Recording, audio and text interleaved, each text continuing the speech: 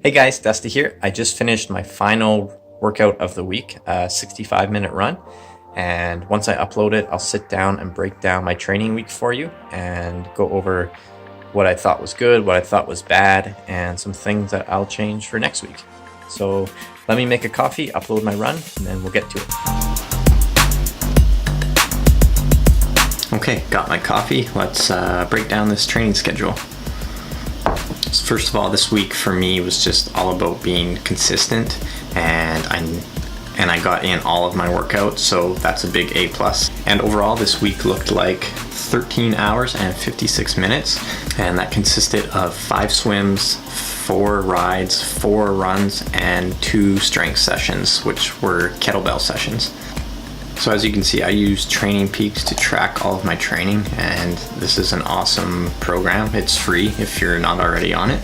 And it looks like I did 31% of my total training in the pool, 20.8% on the run, about 4% strength training, and 44% on the bike. And that's kind of what I figured it would be. Typically the swim and bike would be a bit more, because this year for me is all about improving on the bike and in the pool, but I felt like doing some extra runs this week, so I did. And another thing to look at before we get into each day is my time spent in each of the heart rate zones. So I spent about 7.5% in zone 1, so really easy recovery, warm-up, cool down type of effort. Spent the majority of the time, so 54.7% was spent in zone 2, and any successful training week you will see that the majority of your time it should be spent in zone 2, and that's super important to any endurance athlete. That's what's going to build your base, and zone 2 work is what should consist of the majority of anybody's training program. I spent about 28.8% in zone 3, and I spent about 9% in zone 4. So not very much, but I have basically no fatigue now that it's the end of the week, and I'm ready to have an even bigger and slightly more intense training week next week. Okay, now we'll get into the specifics, and I'll show you what I did on each day this past week. So on Monday, I did a ride on Zwift, which was 4x5 minutes at 300 watts.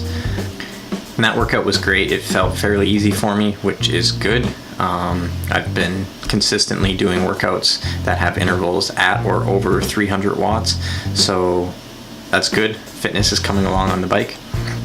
And on Monday, I also did a 22-minute run. Looks like just an easy 5K just to get out for a short little run.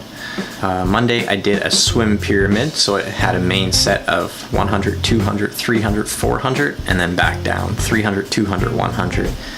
And actually swimming Monday, Tuesday, Wednesday, I felt like garbage, but we'll get into that after we break down the week. And then Monday, I finished off with a 15-minute kettlebell session. I felt fresh and I wanted to do a little bit of strength work. Going into Tuesday, I did a 1-hour easy ride on Zwift. I did a 1-hour swim in the pool called the Lung Busters. It's a bunch of 50s using paddles and pull buoys, and it works a little, and you work a little bit of breath control as well. So definitely a strength specific session, one I like to do almost every week. And then I did a 46-minute run. It was an easy 10K, or just a little over 10K, I think. Moving on to Wednesday, I did 90 minutes on the bike, and some of that was sweet spot. So I did, I believe, 40 minutes, and I alternate 5 minutes at 290 or 295, and then 5 minutes at 270, and I just flip-flop that for 40 minutes. In the pool, I did 10 by 200. Thankfully, I had someone to swim with, but it was a garbage session. I wasn't feeling it that day. And then I finished up the day on Wednesday with another 20-minute kettlebell session. And then on Thursday, I just did an easy recovery swim. I needed that after 3 kind of poor days of swimming. And that swim worked out to about 45 minutes. After the swim, I headed to the track and I did a 10K run, but I did a main set of 4 by 1K on the track. Had a little bit of a tight hamstring, and I've done basically 0 intense running this year, so I just made the kilometers a tempo effort and And my first one was 3:31. My second one was 3:27. My third one was 3:26. And my fourth and final kilometer was 3:20. And I just jogged 200 meters easy between each of them. So really it was a pretty easy workout. It's just nice to get some speed back in the legs. All right, moving on to Friday, I was getting quite tired, not from training, just from not having any good sleeps. I don't think any day last week I got more than 7 hours of sleep. It's just a combo of one, having a daughter that doesn't sleep, and two, going to bed too late or being on my phone right up until bed. So something I need to fix for next week. But for Friday, I just did about a 2K swim, and I did a main set of 15 by 100. It was a fairly difficult set. The first 5 by 100 we were leaving on 135. The second 5 by 100 we were leaving on 130, and the final 5 by 100 meters we were leaving on 125. And I made all the send-off times pretty easily, but yeah, the body was starting to get tired that day. So that was all I did on Friday. I also originally had planned, I think, a 20-minute recovery ride and some kettlebells, but I knew I needed to have a lazy day and get caught up on my sleep, so the recovery ride and the kettlebell sessions I had to let go, but I'm okay with that. Moving on to Saturday, I had to watch my daughter starting at 8:45 a.m. and I wanted to do a 2.5 hour ride, so I hopped on Zwift at just before 6 a.m. and got my 2.5 hour ride done. It was just at an easy effort, keeping my heart rate in zone 2, so nothing crazy at all. One thing I did notice during this ride was my legs did feel quite heavy. Could have been because I didn't do the recovery ride yesterday and I just had the fatigue from that track session, but I had a really hard time keeping my cadence above 85, which is usually not a problem for me. But all in all, I still kept to the zone 2 heart rate and got 2.5 hours of riding in. After that, I probably could have done something else during the day, but I just wanted to have a lazy day, an unproductive day. I needed it. I needed to just chill out for a little bit, and I enjoyed it. All right, moving on to Sunday today, the run I just did. I did an hour and 5 minutes. It worked out to almost 15K. It was a quite hilly run. Don't mind this elevation gain. It's not actually 60,000 feet. I think it worked out to about 900 feet, which is quite a bit over 15K. And it was just an easy run, which I'm super happy with. My average pace was 7 minutes 9 seconds per mile, or I think just under 4:30 per kilometer. And surprisingly, my heart rate was lower than I expected. There was quite a few times I actually had to run faster to get out of zone 1 and get into zone 2, just to make sure that I was getting the correct training stimulus. So an hour and 5 minutes easy over a hilly course.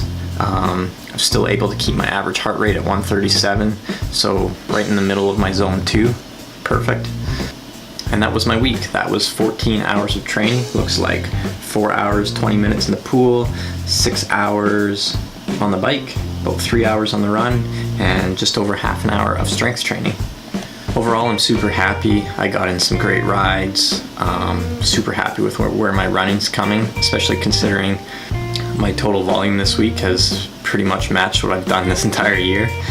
And then the swim, I did get in 5 swims in 5 days, which is great, but I'm just not feeling the water like I should be at this point.